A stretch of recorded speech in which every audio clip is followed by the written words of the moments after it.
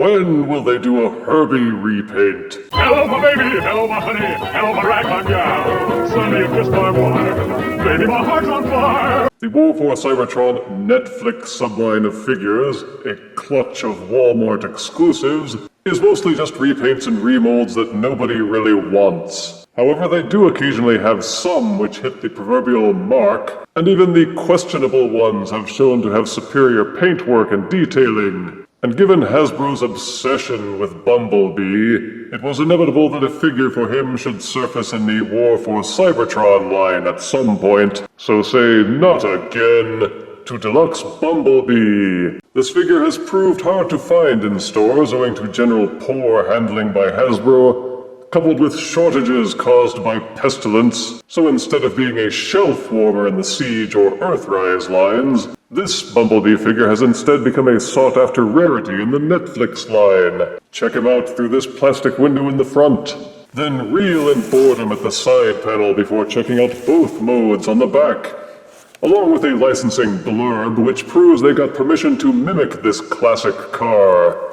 Vainglorious character art is on the slanty panel. Now let's get Bumblebee out of this box and review him properly. Out of box, Netflix Deluxe Bumblebee comes with the exact same pieces that came with Earthrise Deluxe Cliffjumper to form his glass gas gun bazooka. Also included is his instruction booklet, which contains no stats. No stats. Also included is this little cardboard backdrop set piece for Teletran 1. Other deluxe figures in this set have other pieces so that you can build the entire Teletran 1 backdrop, but I say nuts to that. The final included accessory is the back of Bumblebee's car. As with Earthrise Cliffjumper, you have to take these two pegs at the back of the car and jam them into the robot hands to hold them in place. It takes some doing to get them to line up properly, but once they are pegged in, you kind of have to mash the whole thing down really hard until the ends of the pegs kind of poke out from the bottom of the robot fists. Only then is it really deep enough for you to cinch the back of the car into place so that it holds properly and holds evenly with little seamage. And this is Netflix Deluxe Bumblebee in his alt mode, a representation of the classic VW Beetle. Even though in Generation 1 Bumblebee the car alt mode didn't look like a vintage VW Beetle, somehow everyone collectively assumed that's what it was, because it was small and yellow. And it seems that the people at Volkswagen didn't mind the publicity. The figure is consistently colored in this mode at least. The paint and detailing are good, and they clearly went the extra mile in delivering that classic look. Right down to the handles on the doors, the headlights, the trunk and the bumpers, and wiper blades molded and painted onto the front translucent blue windshield. The Autobot decal looks clean without looking too glaring and obvious. And he even has a little Volkswagen symbol painted on the hood. He has smooth, consistent lines, and pretty much everything pegs and tabs together and holds decently despite some rattling with the wheels. The transformation gaps and seams are mostly well hidden, with no visible robot kibble except underneath. The tires are too thin for my liking, but at least they painted the hubcaps silver. He rolls well enough on smooth surfaces, though if it's too smooth, some of the tires will slide instead of gripping. It's all hard plastic with no soft rubbery junk, except for the front and rear bumpers. But he still feels a bit small for the deluxe price tag. Like with Earthrise Cliffjump, you will feel like you got chintzed a bit. Even with the included bazooka accessory, it just doesn't seem like you get as much for your dough. You assemble the bazooka accessory the same way that you would with Earthrise Cliffjump, by taking the end pegs of all the pieces, joining them together, lining them up, and then slotting the ski accessories into the sides. On the surface, it looks identical to Cliffjumper's bazooka accessory, although for the Netflix version, it has more of a grayish gunmetal appearance than a flat-out silver. But once the bazooka is assembled, you will note that there is no place to plug it in. There are no Battlemaster ports with this alt mode, none whatsoever. So if you want Bumblebee to hold his bazooka accessory, you must transform him into his tank mode. Doing that involves removing the back panel accessory again, which is one of the worrisome parts about this figure. You have to jam this into these hands so tightly that it's difficult to get them back out, and I worry about breaking and snappage. It's difficult to get your meat stumps underneath the trunk in order to get the leverage needed to slide the hands out of the peg accessories. I find that the best and safest way is to take a small screwdriver or other implement and get the ball rolling by sliding the end in and using it as a lever to gently leverage the hands and slide them slightly out of the pegs. Once you have gotten them partially slid out, you can finish the job with minimal risk. To transform Bumblebee into his tank mode, you have to kind of untab these sections from the sides, angle them out a bit, then rotate the arms so that they are pointing up, and hinge the elbows so that they are pointing back. Once the robot elbows have been inverted, you can tab the side panels back in, then re-peg the car hood accessory back into the hands. Flip out a tiny black peg that is inside the car hood accessory, then use this hole at the back of the bazooka, and plug the bazooka into the back of the car hood. This is Netflix Bumblebee's goofiest mode. Both the Decepticons and the Autobots will just laugh at him even harder when he's on the battlefield dressed up like this. Blah. But you can ride him around and pretend like this configuration isn't a huge embarrassment. But you can also do the ski mode for Bumblebee that you could with Earthrise Cliffjumper using the same pieces. Simply disassemble the bazooka, fold out this black portion so that it splits in half. You'll note that the hand pegs which hold the trunk in place have these two small dots underneath, which correspond to these two pegs. Push those together and hold them in place. Then the peg underneath this end axle will naturally fall into position, and you will feel it grip in place. It pegs in underneath here. With the back of the gun pointing towards the back of the car, you will note that each side peg has these tiny slots inside, which correspond to these tabs underneath near the rear wheels. These tab and slot together, identically on both sides of the car, to hold the rear guns in place kind of as jets. Underneath the front wheels of the car, you will see these slots right next to each tire. The teeny tiny ski accessories have a tab in them. These little ski pieces tab underneath the tires, like so. Bumblebee's ski mode is exactly like Cliffjumper's from the Earthrise line. I think it's better this way if you want weapon storage without the embarrassment of the tank mode. There is not much Battlemaster Compatibility in the alt mode, no matter how you configure Bumblebee, because most of the ports are hidden, sacrificed on the altar of VW Beetle accuracy. In ski mode, his tires do not connect with the ground, so all you can do is kind of slide him along. But all in all, the fans of Bumblebee, who want a VW Beetle accurate version, without having to buy the masterpiece Bumblebee figure, will rejoice in the Netflix version, which is about as close to VW Beetle accuracy as you can hope to get for the price. To transform to alt mode, start by removing the back fender piece. Again, be gentle with this. You don't want to break the hands or these pegs. Kind of ease these rear portions slightly apart. When transforming to alt mode, you will notice that these tabs peg into the robot's sides. Untab them to pull them apart. This will allow you to ease the front bumper sections apart. Then you kind of take the front wheels and rotate them so that they are pointing down.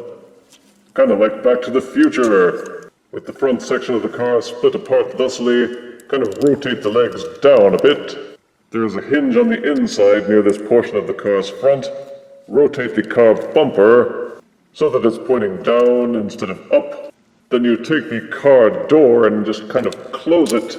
There's this little tab on the inside that will slot inside the tire and hold the whole thing together. The pelvis of the robot is tucked inside the car. Rotate and angle it down. Then there is an internal hinge which allows it to rotate 360 degrees at the waist. Give it a 180-degree twist. That way the front of the car now becomes the robot chest. The car hood tabs underneath the front trunk, so kind of ease those two apart by unclipping them. This will allow you to take the front hood of the car and tilt it forwards, then angle and clamp them back into place. But oh no, Bumblebee's arms are sticking out weirdly like this. Don't worry, each one of them will hinge upward, and you will notice that these two tabs hook together. Push and click them into place, then angle Bumblebee's arms down, rotate the elbows, and the transformation is complete. In robot mode, Netflix Deluxe Bumblebee may not be completely Generation 1 accurate, but he's pretty darn close. He carries on with Cliffjumper's engineering, but with remolded exterior parts, so he looks a lot different. Bumblebee has his proprietary Generation 1 devil-horned head, with silver face, which is well painted but with no light piping.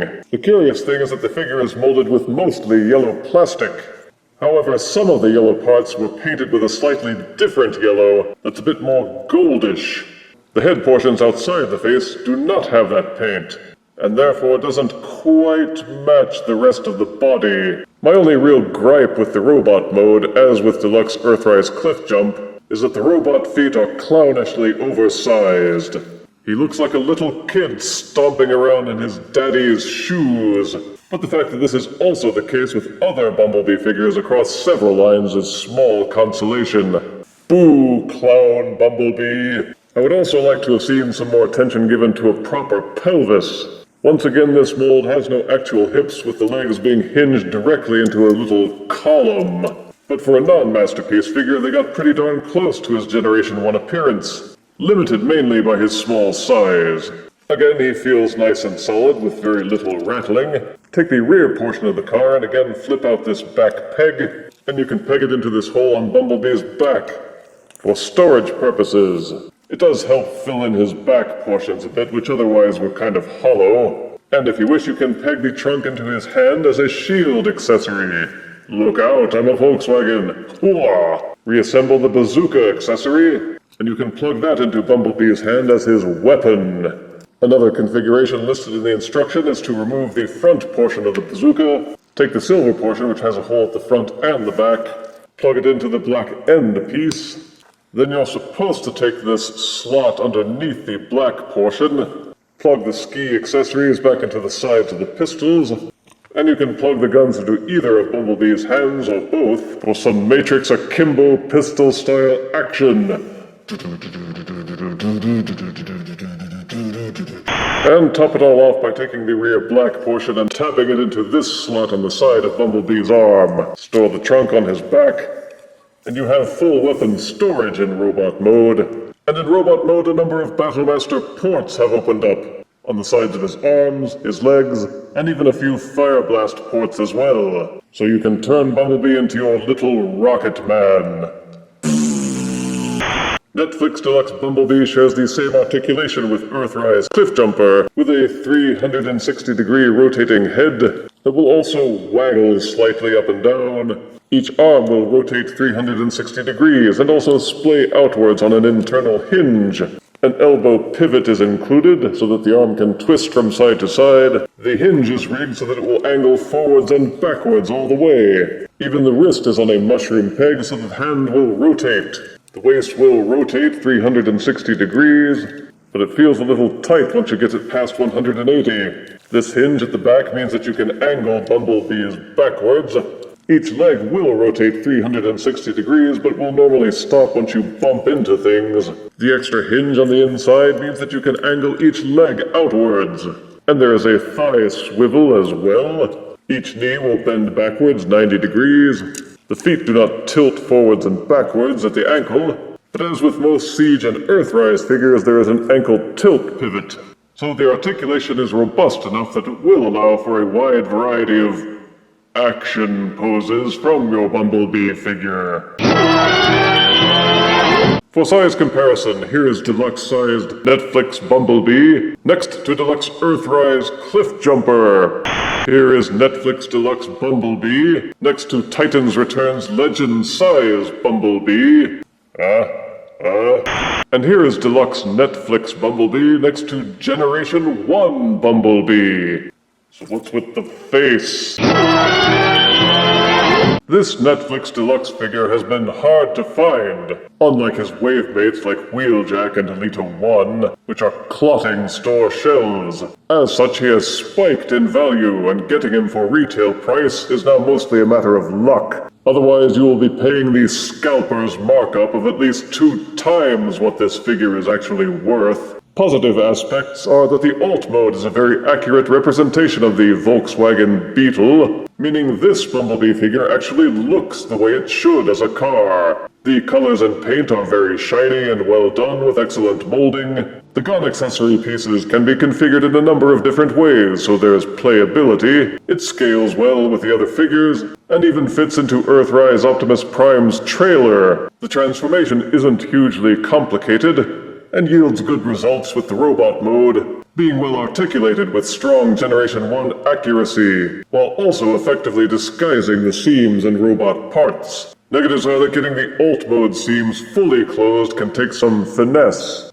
The rear trunk piece has to be jammed in really tight to get everything fitted together just right, and getting it out again feels risky. The alt mode has an undersized, cheaper feel to it, and you would swear that some legend-size figures have more heft. The accessories don't store well in alt mode, really, and the alt tank mode is kind of ridiculous. The ski mode is your only decent option if you want full weapon storage without looking stupid. Otherwise, the bazooka accessory will be lying loose on your shelf or table. In robot mode, the legs are too skinny and the feet are too fat. And of course, Hasbro made the figure too darn hard to find for your average buyer. Not everyone who wants one will be able to find one, and depending on how the supply side conducts themselves, some people may never find him. But if you are lucky enough to spot one on shelves, or rich enough that you don't mind the scalpers, then this figure is as close to nailing Bumblebee as Hasbro has ever gotten to date, setting aside the masterpiece figure. And I give Deluxe Netflix Bumblebee